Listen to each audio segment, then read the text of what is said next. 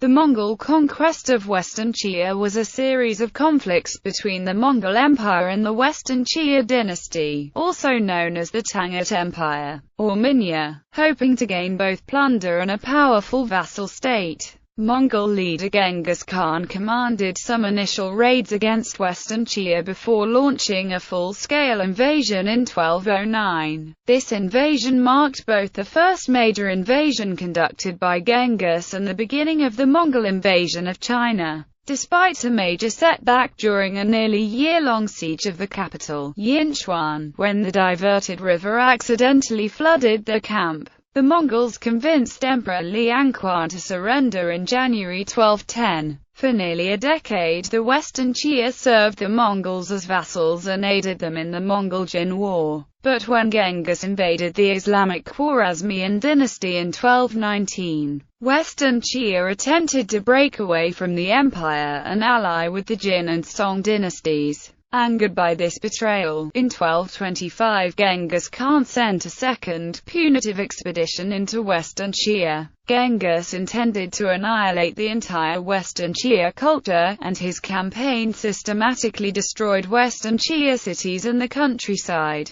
culminating in the siege of the capital in 1227 along with forays into Jin territory. Near the end of the siege, in August 1227, Genghis Khan died from an uncertain cause, though some accounts say he was killed in action against Western Xia. After his death, Yinchuan fell to the Mongols and most of its population was massacred. Background: the Western Xia dynasty, also called Shi Xia, the Tangut Empire, or Minya, emerged in 1038, and eventually covered what are now the northwestern Chinese provinces of Ningxia, Gansu, eastern Qinghai, northern Shaanxi, northeastern Xinjiang, southwest Inner Mongolia, and southernmost Outer Mongolia. A fairly small state, Western Xia struggled for dominance with its larger and more powerful neighbors, the Liao dynasty to the east and northeast, and the Song dynasty to the southeast. When the Jin dynasty emerged in 1115 and displaced the Liao, Western Xia eventually accepted vassal status to the new empire, aiding Jin in their wars against the Song. Western Xia gained thousands of square miles of former Song territory.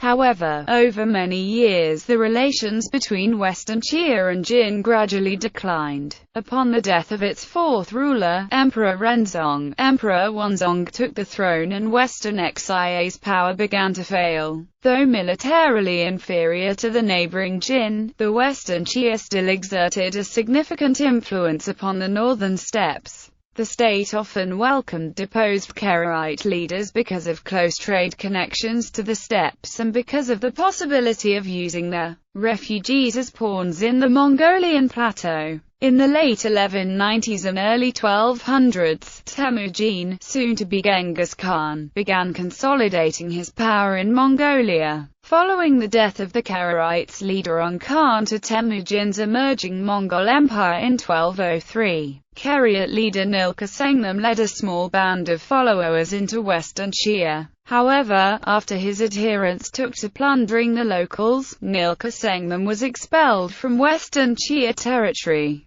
Preliminary raids. Using his rival Nilka Sengnam's temporary refuge in Western Xia as a pretext, Temujin launched a raid against the state in 1205 in the Edson region. The Mongols plundered border settlements and one local Western Xia noble accepted Mongol supremacy. During a raid on Ganzhou, the Mongols captured the son of the city's commander. This young boy joined Mongol service and took a Mongol name, Chagan, and eventually rose through the ranks to become commander of Temujin's personal guard. The next year, 1206, Temujin was formally proclaimed Genghis Khan, ruler of all the Mongols, marking the official start of the Mongol Empire. While Liangquan killed Wanzong of Western Xia in a coup d'etat and installed himself as Emperor Zhangzong. In 1207, Genghis led another raid into Western Xia, invading the Ordo region and sacking Wulahai, the main garrison along the Yellow River, before withdrawing in 1208.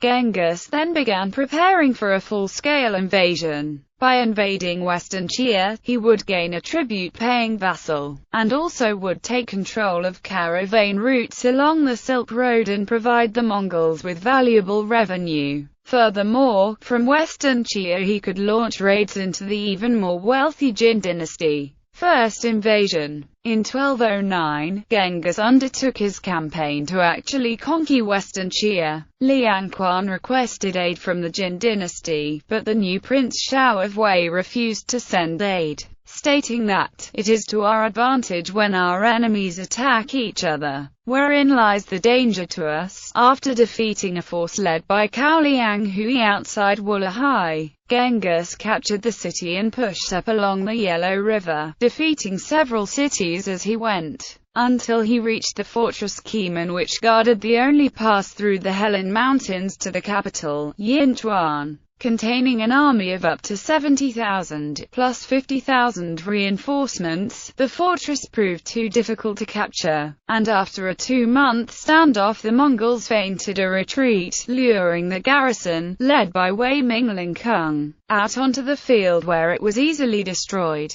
His path now open, Genghis advanced to the capital. Well fortified, Yinchuan held about 150,000 soldiers, nearly twice the size of the Mongol army. One of their first endeavors at siege warfare, the Mongols lacked the proper equipment and experience to take the city. They arrived at the city in May, but by October were still unsuccessful at breaking through. Genghis attempted to flood the capital by diverting the river and its network of irrigation canals into the city, and by January 1210 the walls of Yinchuan were nearly breached. However, the dike used to divert the river broke, and the ensuing flood wiped out the Mongol camp, forcing the Mongols to take higher ground. Despite this setback, the Mongols still posed a threat to Western Xia, and with the state's crops destroyed and no relief coming from the Jin, Liang Quan agreed to submit to Mongol rule, demonstrating his loyalty by giving a daughter, Chaka, in marriage to Genghis and paying a tribute of camels, falcons, and textiles.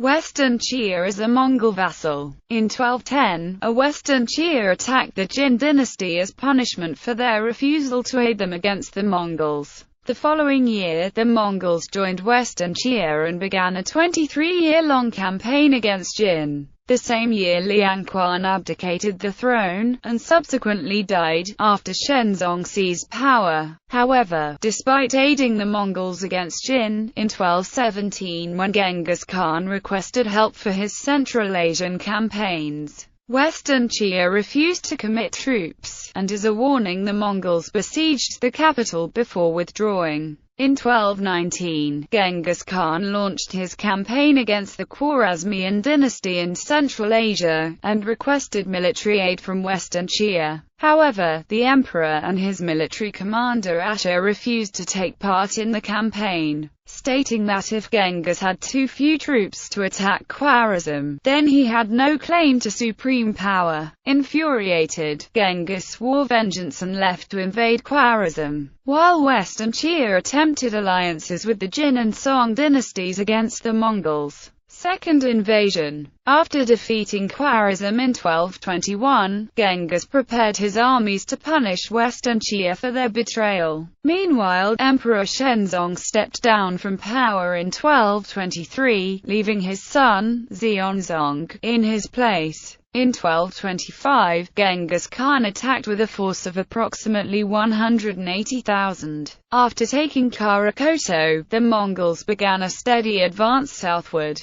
Asha, commander of the Western Xia troops, could not afford to meet the Mongols as it would involve an exhausting westward march from the capital Yinchuan through 500 kilometers of desert, with no army to meet him in pitched battle. The Mongols picked the best targets for attack, and as each city fell the Mongols would draw on prisoners, defectors, supplies, and weapons to take the next one. Enraged by Western Xia's fierce resistance, Genghis engaged the countryside in annihilative warfare and ordered his generals to systematically destroy cities and garrisons as they went. 2 months after taking Karakoto, the Mongols reached a point where the Kilian Mountains forced the Etsin River eastward, about 300 kilometers south of Karakoto. At this point, Genghis divided his army, sending General Subutai to take care of the westernmost cities, while the main force moved east into the heart of the Western Xia Empire. Genghis laid siege to Suzhou, which fell after 5 weeks.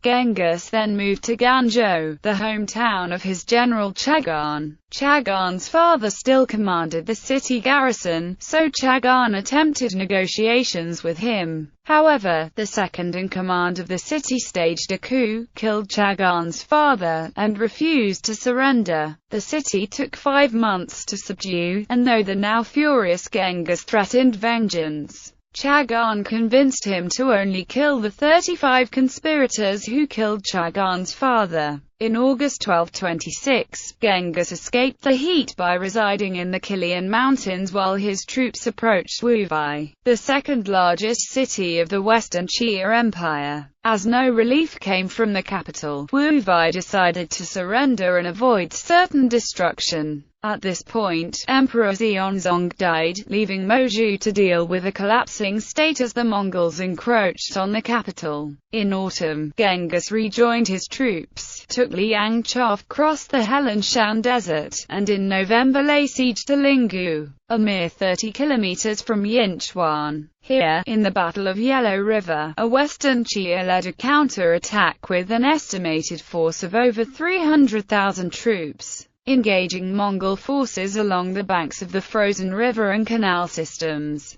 The Mongols destroyed the Western Xia troops, supposedly counting 300,000 bodies of Western Xia soldiers after the battle. Upon reaching Yinchuan in 1227 and setting siege to the city, Genghis prepared to invade the Jin dynasty in order to neutralize any threat of them sending relief troops to Western Xia, as well as setting the stage for a final conquest of the Jin Empire. Genghis sent a force under his son Ogedei and commander Chagan toward the southern border, and they pushed into Jin territories along the Wei River and South Shaanxi, even sending some troops over the Qin Mountains to threaten Kaifeng, the Jin capital. Genghis himself rejoined with Subedai and headed southwest to slice across an approximately 150-kilometer wide territory mainly in present-day Ningxia and Gansu. Subedai crossed the northern parts of the Lipan mountain range, zigzagging from town to town throughout February and March,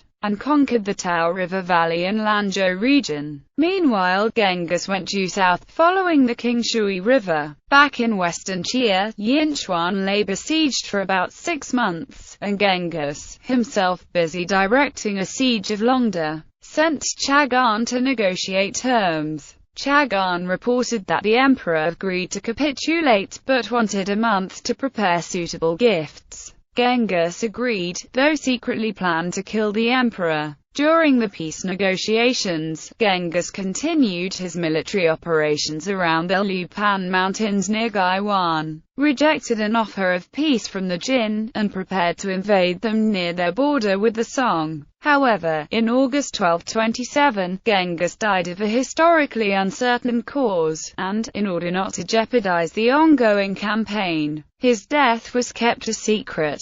In September of 1227, Emperor Moju surrendered to the Mongols and was promptly executed. The Mongols then mercilessly pillaged Yinchuan, slaughtered the city's population, plundered the imperial tombs west of the city, and completed the effective annihilation of the Western Xia state. Death of Genghis Khan in August 1227. During the fall of Yinchuan, Genghis Khan died. The exact cause of his death remains a mystery, and is variously attributed to being killed in action by Western Xia, falling from his horse, illness, or wounds sustained in hunting or battle. The Galician Volhynian chronicle alleges he was killed by the Western Xia in battle, while Marco Polo wrote that he died after the infection of an arrow wound he received during his final campaign. Later Mongol chronicles connect Genghis' death with a Western Xia princess taken as war booty. One chronicle from the early 17th century even relates the legend that the princess hid a small dagger and stabbed him, though some Mongol authors have doubted this version and suspected it to be an invention by the rival Oirads. Aftermath. The destruction of Western Xia during the second campaign was near total. According to John Mann, Western Xia is little known to anyone other than experts in the field precisely because of Genghis Khan's policy calling for their complete eradication. He states that there is a case to be made that this was the first ever recorded example of attempted genocide.